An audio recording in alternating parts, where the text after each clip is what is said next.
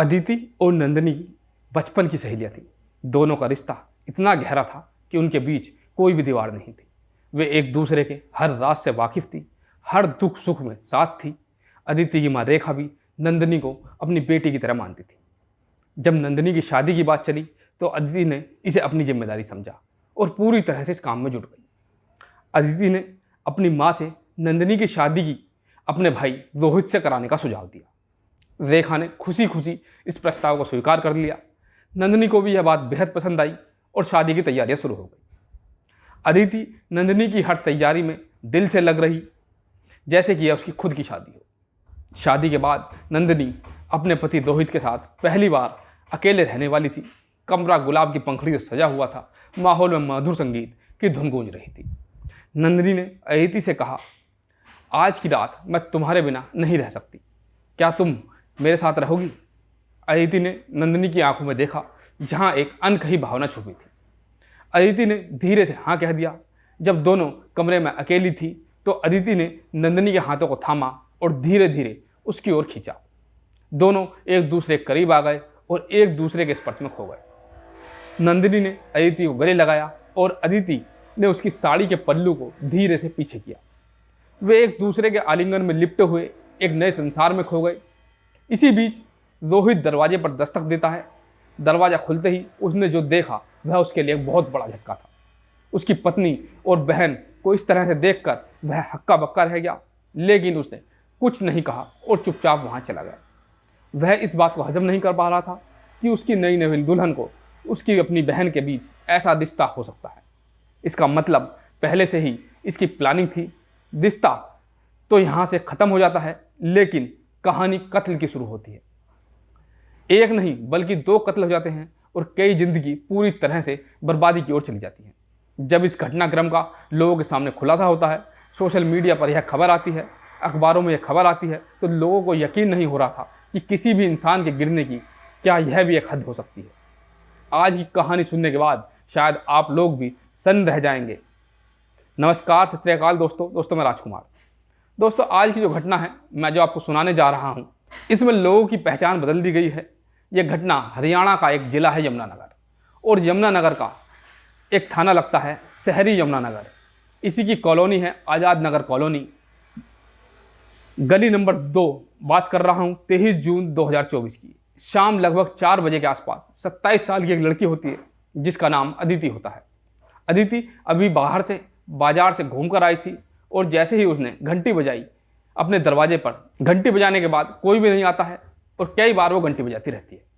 तुरंत ही उसने दरवाज़ा जो था उसके मुख्य द्वार के ऊपर हाथ मारा। जैसे ही उसने ज़ोर से हाथ मारा, दरवाज़ा खुल जाता है।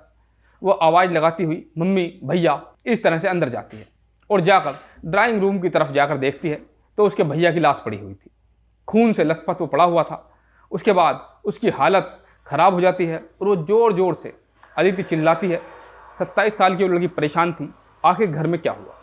तुरंत ही वह अंदर जाती है, जाकर देखती है कि बेडरूम के अंदर उसकी माँ की लाश भी पड़ी हुई है और माँ भी खून से लथपथ थी। उसको किसी भारी चीज़ से मारा गया था। तमाम घर का जो सामान था वो इधर उधर फैला हुआ था। अब उस लड़की की ज़ोर ज़ोर से चीखें निकल रही थी और उन चीखों की आवाज़ें अब आज़ाद नगर कॉलोनी के आसपास तक फैल जाती हैं। जहाँ जहाँ तक आवाज़ जा रही थी वहाँ वहाँ तक लोग भाग कर आ रहे थे कि आखिरकार इस घर से चीखने चिल्लाने की आवाज़ें क्यों आ रही हैं। तुरंत ही उस लड़की ने अपने आप को संभाला और संभालने के बाद 112 नंबर पर पुलिस को फ़ोन किया और बताया कि मेरे भैया और मेरी माँ का कत्ल हो चुका है, जितनी जल्दी हो सके आप यहाँ पर आ जाइए। लड़की का रो रो कर बुरा हाल था, वो परेशान थी। इसी बीच में जब 112 नंबर पर कॉल की जाती है तो कंट्रोल रूम से सूचना दी जाती है। इलाके के डीएसपी यानी कि अभिलाष जोशी, एसएचओ जगदीश चंद्र और सीआईए की टीम पहुँच जाती है। अब इस मामले की जांच पड़ताल करना शुरू करते हैं। पूरा घर का जो सामान था वो इधर उधर फैला हुआ था। अब घर में इकलौती एकमात्र एक लड़की थी जिसका नाम था अदिति, जो जिंदा बची थी। अब तक घर में 2 लाशें पड़ी हुई थी और इस लड़की का जो पिता थे उनकी 2007 में पहले ही मौत हो चुकी थी। पुलिस इस मामले की पूरी जानकारी जुटा रही थी, साथ ही यह पता करने की कोशिश कर रही थी कि घटनाक्रम को अंजाम किसने दिया।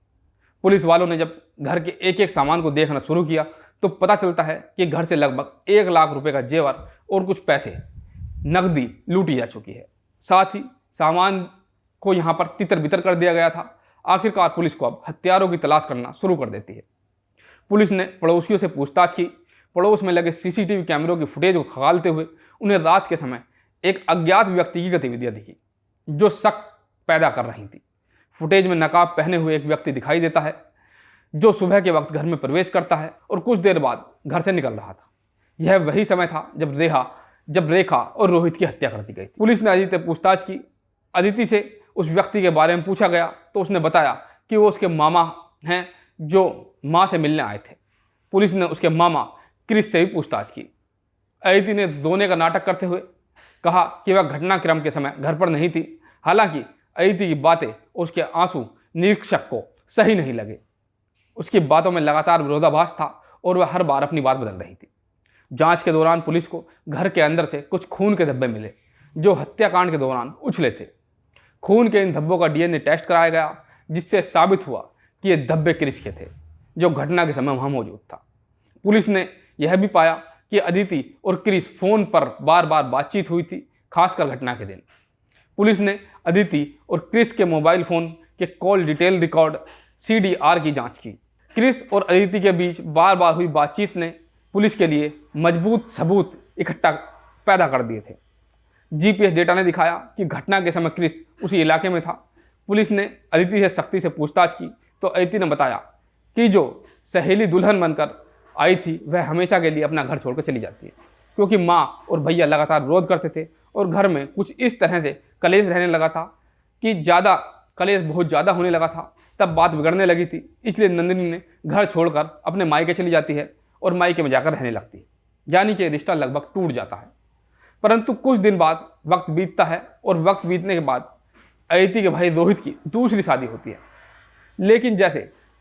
लेकिन वो उस समय दूसरी शादी के बाद वो मोहल्ला बदल लेते हैं और उसके बाद फिर इस आज़ाद नगर की कॉलोनी के गली नंबर 2 में आकर रहने लगते हैं।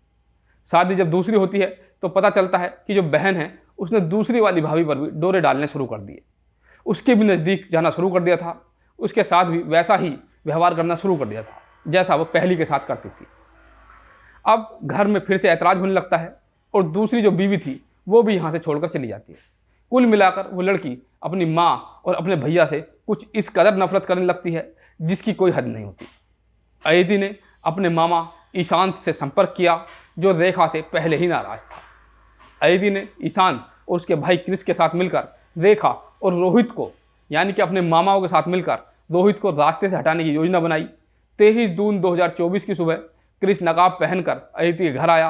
अदिति और क्रिस ने मिलकर पहले रेखा का गला घोट दिया और फिर रोहित की चाकू मार करके हत्या कर दी। इसी छीना झपटी में चाकू क्रिस को भी लग जाता है। हत्या को लूट का रूप देने के लिए उसने घर में सब कुछ उलट पुलट कर दिया और वहां से फरार हो गया। अदिति ने घर लौटकर रोने का नाटक किया और पुलिस को बुलाया। पुलिस ने जांच शुरू की लेकिन अदिति की बातें और घटनाएं साक्ष्य से मेल नहीं खा रही थी। पड़ोसियों के CCTV कैमरों में अदिति और क्रिस की गतिविधियां दर्ज हो चुकी थी जिससे उनकी साजिश का खुलासा हुआ। अदिति, क्रिस और उसके भाई ईशान को गिरफ्तार कर लिया गया और अदालत में पेश किया गया। अदिति के रिश्ते का सच सामने आने के बाद सब लोग स्तब्ध रह गए और इस तरह से एक परिवार कुछ अपने ही लोगों की साजिश के कारण काल के गाल में समा गया। इस कहानी को आपको सुनाने का उद्देश्य किसी का दिल दुखाना नहीं है, किसी को ठेस पहुंचाना नहीं है, केवल आपको सतर्क करना है, सावधान करना है, जिससे कि आप अपने आसपास इस तरह की हो रही घटनाओं पर ध्यान दें और सतर्क हों, सावधान रहें। फिर और किसी अन्य कहानी में मिलूंगा, तब तक के लिए इजाज़त दीजिएगा। नमस्कार।